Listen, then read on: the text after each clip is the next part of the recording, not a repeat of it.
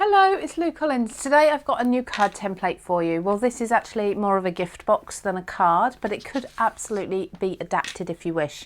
So this is a two-part template. It's all downloadable on Craft World for you.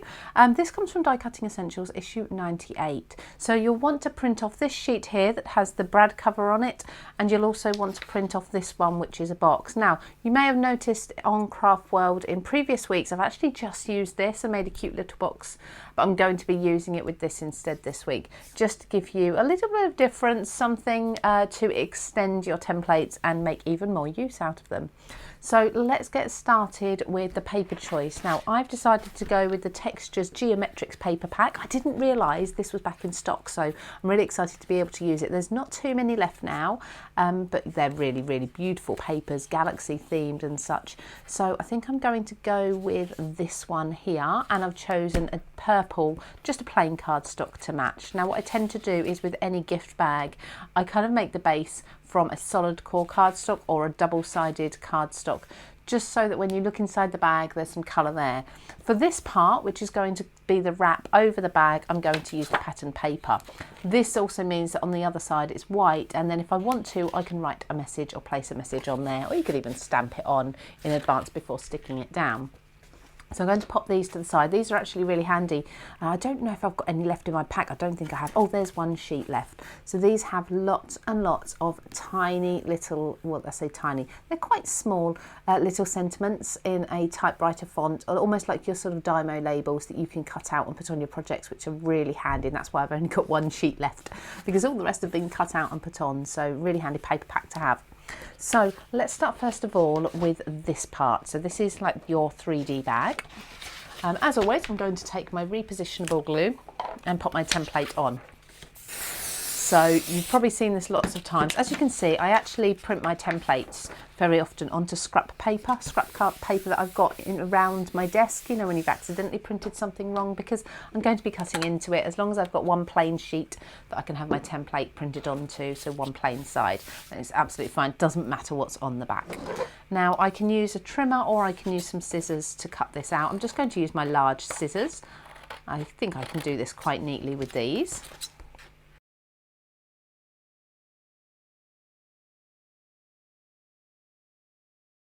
So now that's being cut out around the edge, I'm going to bring in my paper trimmer. Because my Creative Craft Products trimmer has a scoring blade on as well, I'm going to use that just to score all my lines.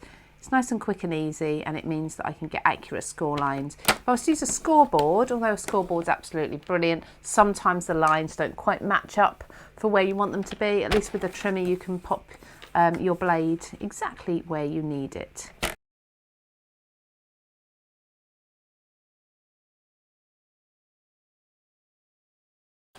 Now we will be needing our trimmer or our scoring tools again in a little while, but let's just pop this bag together first. So within this you'll notice you've got the four sides which then fold up to create the base of your box. Just do these by hand. So you can see there you've then got your rectangle, that's going to be the base.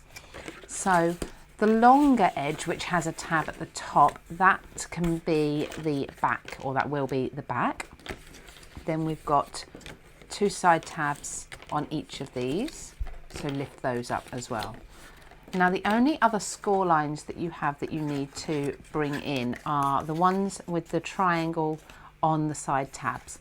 So what they do is, if you've got the outside of your box, if you imagine your box is going to come up like this, the outside edge of each of these, you're going to have this part going inwards. Okay, so you're going to create a bit of an M shape. If I just show you there, hopefully you can see that, a bit of an M shape in the top of your side panels. Just pinch the top there, and then what you'll notice is that triangle does already start to form. And as you gently tease those score lines that you've made, you should create a nice triangle bend there. Okay, lovely. So let's do that with the other side. So the outside edge, the center line is going to push inwards towards the inside of the bag. If you just pinch the top, you can gently tease those triangles as well. Just popping your finger on the top and lifting the side pieces up. There we go. That's going to naturally create the shape you need to bring the sides of your box in. Okay, so now I'm going to use, you can use a wet glue for this, you could use a tape as well, something like a red line tape. I've actually got my glue gun to hand today because part of this template asks for brads, requires brads, and I don't actually have any brads on me, so I've decided I'm going to use hot glue instead, which is fine. It will still hold. Brads look nicer, of course, nicer finish. Hot glue will hold it nice and strong. So I'm just adding a thin, and I think it's very important to say, a thin line of glue on each of these tabs. You don't want the glue to be too bulky. You want to make sure you go from top to bottom, but sort of smear it on rather than putting a big thick line of it. If you can do that with the end, the nozzle end of your glue gun. And press that, squeeze that as tightly as possible so that it really flattens out. And then the last tab is always a little bit harder because everything else has been brought together. So there's a little less space here. So you're just rubbing the glue to flatten it out a little bit. That does mean you have a little less time to work with it, so just be quite quick, and this is why you'd glue one at a time. There we go. Okay, so there is the main part of our bag. I'm going to pop that to the side, and then I'm going to bring this in. So, as I say, I want this piece that folds over to be created from this gorgeous backing paper here. So I think I'm going to work out which part I'd like. I'd like it to be quite light there and glue it on. I don't want to waste any of the paper, so I want to make sure that I glue this on just with the temporary adhesive, repositionable spray adhesive there, to just part of it. So I'll still have the rest of the paper free to use on another project. And simply cut this out again by hand using my large scissors. I find large scissors are so much easier for getting nice straight lines when you're cutting a big piece. See, fussy cutting scissors have their place, but if you're trying to go along one long straight line with fussy cutting scissors, because you need to keep making little snips, you don't always keep it that straight. Now keep that on for a moment, just because we still need to do the score lines. And just release the rest of that. I might choose to use that in a moment. Now what we've also got here, so we have a brad cover. That's completely optional. You don't have to use that. As I'm not using brads, I won't need to, but I will show you in a little while where that needs to go.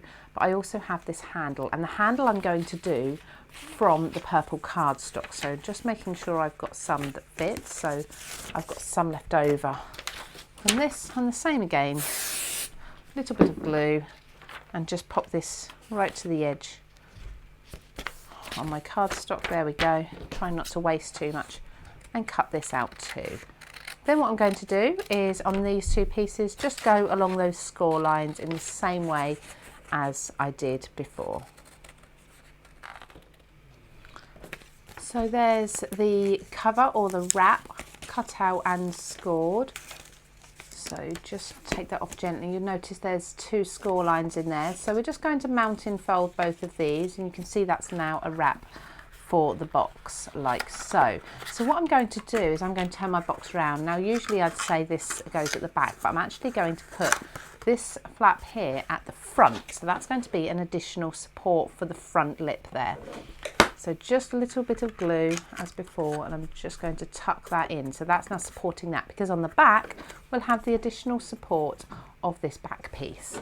So let's just apply some glue. Again, just using my hot glue for the entire project, but making sure that the whole time it is flat. It's not a dimensional glue, and that should fit just perfectly on there like so.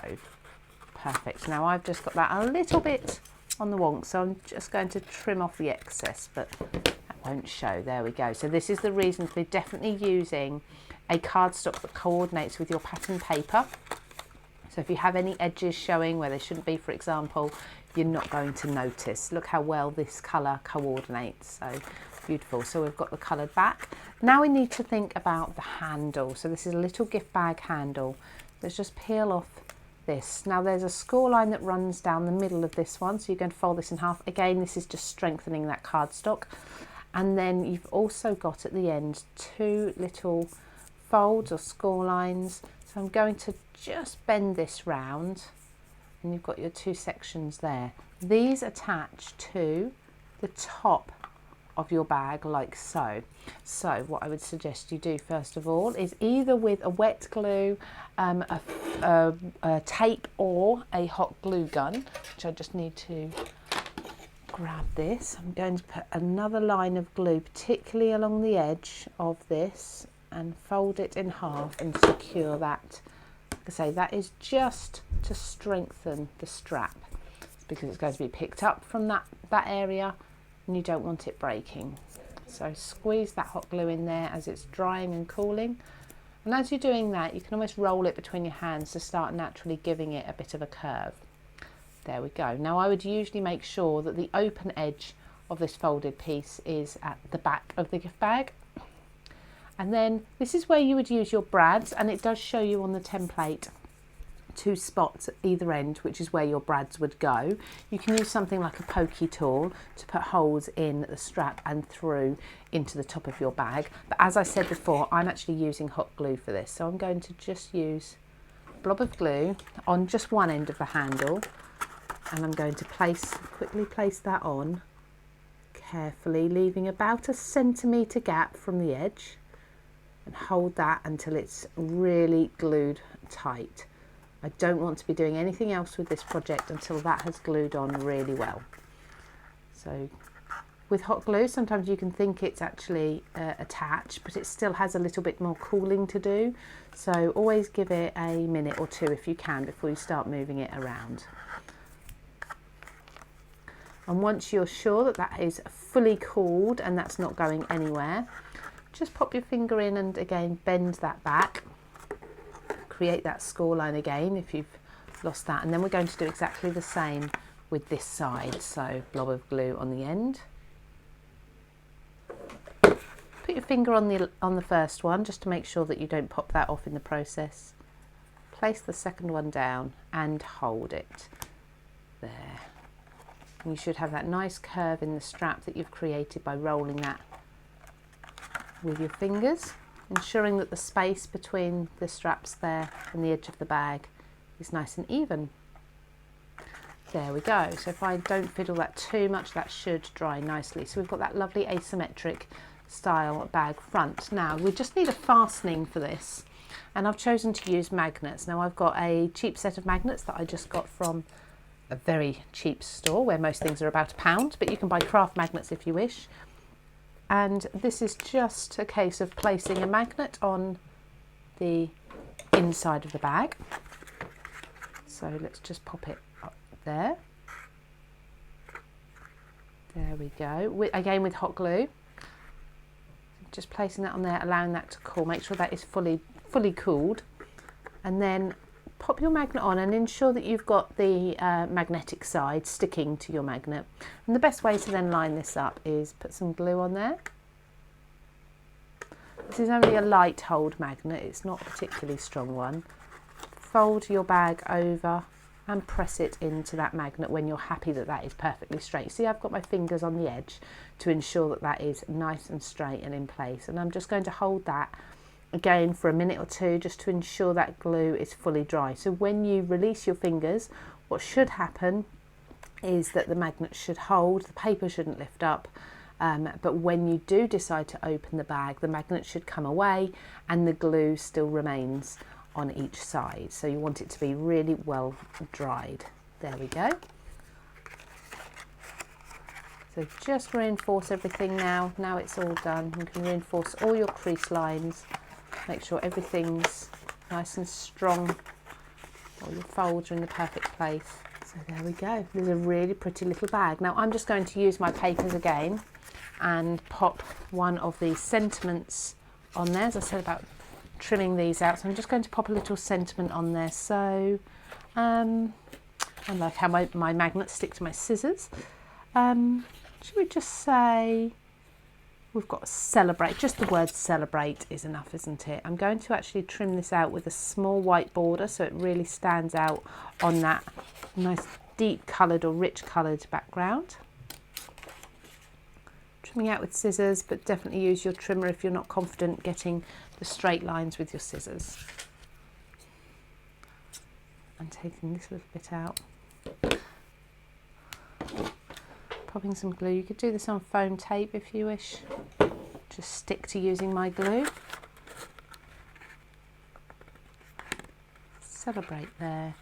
And lastly, to kind of echo the dots, I was going to use these ones. These are from an old Papercraft Society box. They're water droplet beads. I think they might be a little bit big, so I think what I might do is just hunt out some smaller ones and just scatter those around.